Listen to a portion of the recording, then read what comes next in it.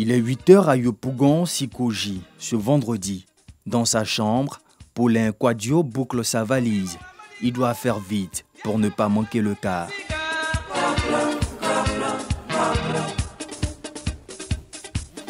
Quelques minutes après, notre voyageur est prêt.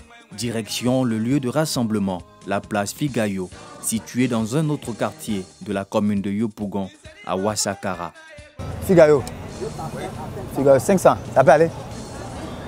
Ok, merci.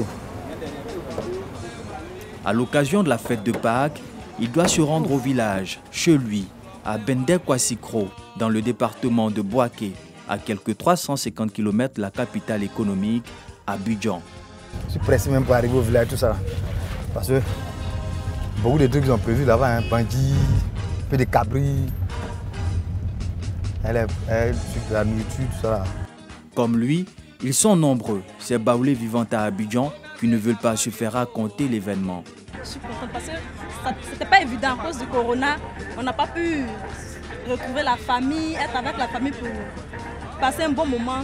Cette année, l'occasion nous a permis. Donc nous allons en profiter pour bien s'amuser et passer une belle fête avec la famille. Il y a les retrouvailles, il y a le fait que, vous voyez, le baoulé lui-même, c'est quelqu'un qui aime la terre. Donc généralement, les gens sont en brousse. Donc c'est le temps. Et puis pour nous, ceux qui travaillent, le fait qu'on a 3 jours, ça nous permet vraiment de nous retrouver et puis faire beaucoup de choses. Pour faire face à l'affluence, les responsables de cette gare, située au quartier Fani, toujours dans la commune de Yopougon, ont dû mettre les bouchées doubles. À partir du 29 mars, nous avons mis en place des planifications spéciales et depuis le 31, nous sommes en 24 heures sur 24, donc en discontinu jusqu'au 3 avril. Mais malgré ces dispositions particulières, les cars ne suffisent toujours pas et l'attente devient longue et insupportable pour ces passagers qui ne souhaitent que regagner le village. On est fatigué, on va faire comment? Car même là, quand ça vient, les gens luttent. Nous, on est vieilles là, on ne sait pas comment on va faire pour partir. On veut partir à Toumoudi, on a quoi ici? 9 heures là, on a quoi là? Donc, on veut partir à Toumoudi. Pakinou, au-delà des festivités, est aussi l'occasion pour beaucoup de faire de bonnes affaires. En plus de la fête de Pâques, faisons nos business, je fais des business pour les t-shirts, pour pouvoir avoir un peu de bien sur moi. En termes commercial, c'est le moment le plus fructueux, je peux le dire pour tout transporteur qui sait s'organiser comme notre compagnie, c'est un moment de bonne affaire.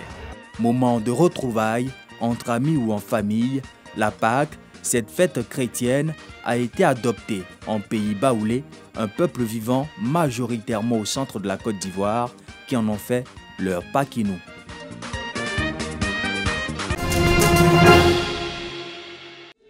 C'est le point culminant du carême chrétien débuté le mercredi des Cendres.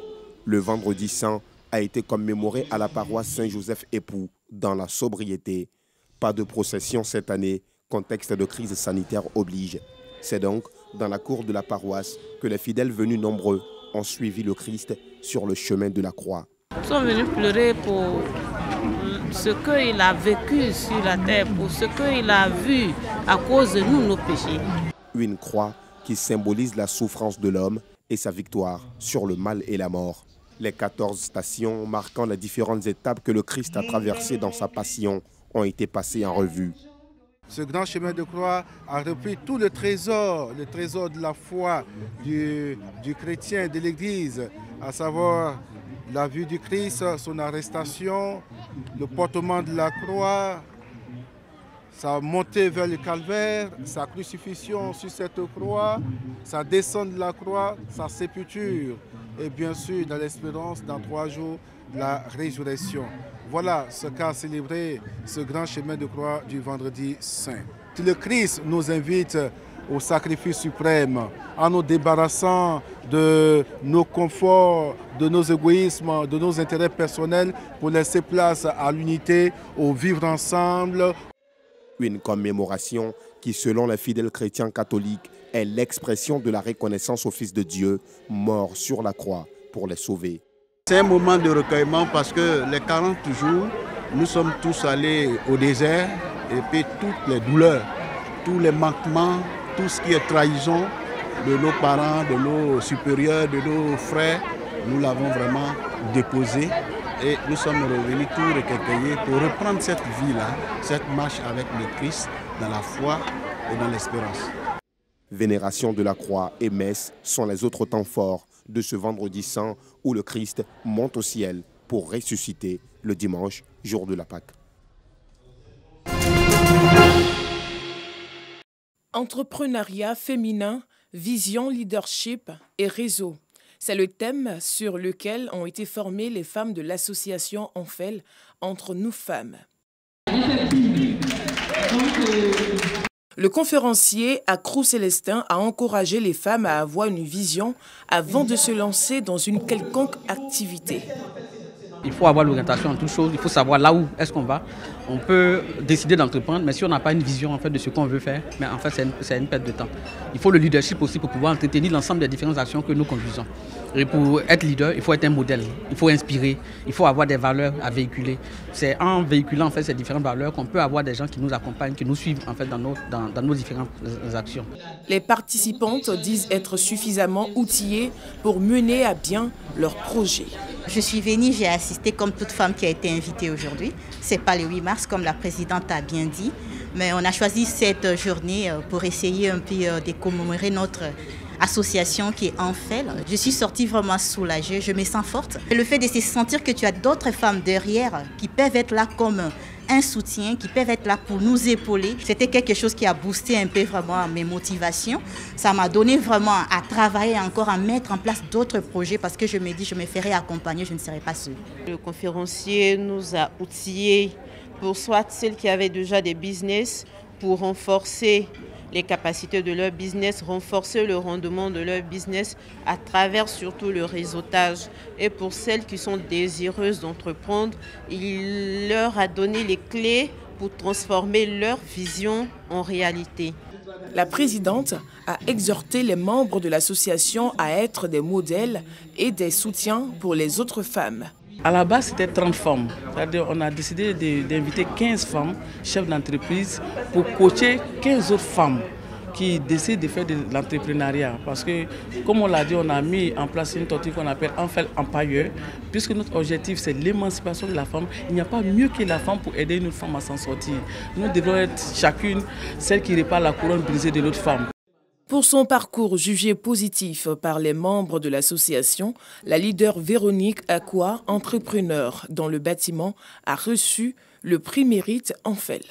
Créée en 2020, l'association Enfel vise à impulser le leadership féminin. Parmi ses missions figure la mise en place des cadres d'autonomisation des femmes en situation vulnérable, la formation des femmes à l'entrepreneuriat, la lutte contre les injustices faites aux femmes et aux enfants. Pékin, Sénégal, 29 mars 2021. La lutte est ici une tradition séculaire. Ses origines remontent aux cérémonies célébrant la fin des récoltes. Les combats attirent de nombreux fans. Les restrictions liées au virus ont mis les lutteurs au chômage. Mais l'entraînement a repris et la saison est sur le point de démarrer.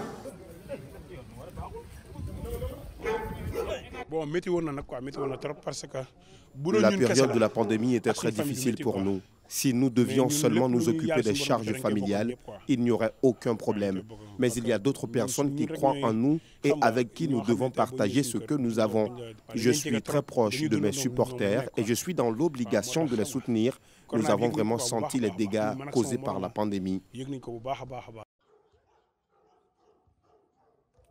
Dimanche aura lieu le premier combat majeur depuis le début de la pandémie. Le stade de 20 000 places ne sera rempli qu'à moitié de sa capacité.